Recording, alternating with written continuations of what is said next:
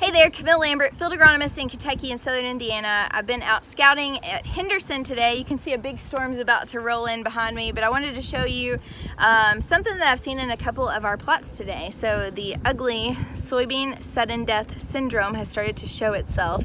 And so I wanted to talk a little bit about this disease, how you identify it, and ways that you can lower the incidence that you see in your fields.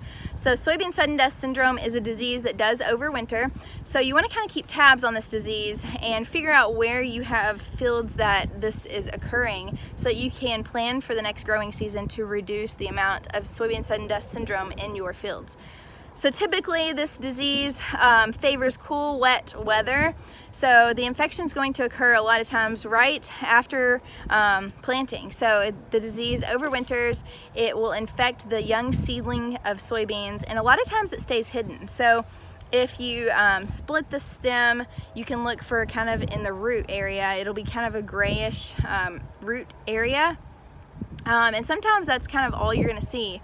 Now, hot, dry weather can sometimes halt this disease from showing the foliar symptoms of the disease, but not always does that happen. So the foliar symptoms are intervenal chlorosis. So as you see here, intervenal chlorosis, the veins are going to stay green, and then we're going to end up seeing necrosis. So that is that brown tissue.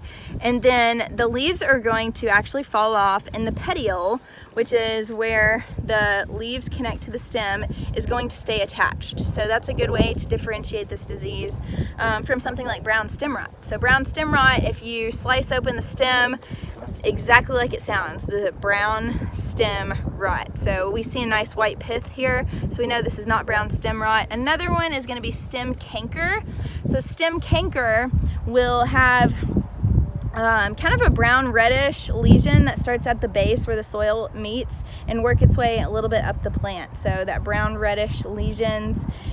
Another one that is often confused with sudden death syndrome is late season potassium deficiency.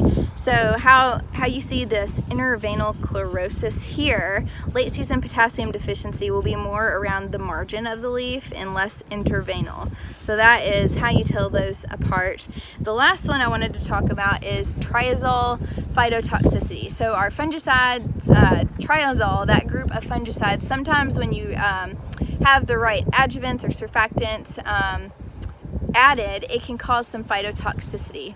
So when you are out scouting your fields, you want to kind of look for a pattern in the field, and if you see a pattern in the field, it might be related to your fungicide application, whereas sudden death syndrome is going to be more spotty throughout the field. It's not going to be super consistent. So this disease does favor areas of low soil fertility, low pH, poorly drained soils.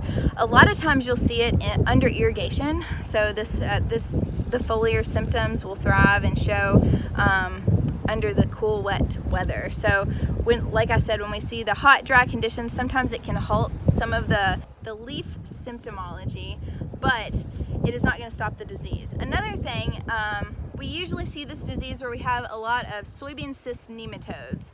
So one thing that I always recommend people to do is get a really good seed treatment. So you can get Escalate plus Nemasect plus SDS, and that's going to give you your best protection, keep the nematodes under control, and also give you more sudden death syndrome protection.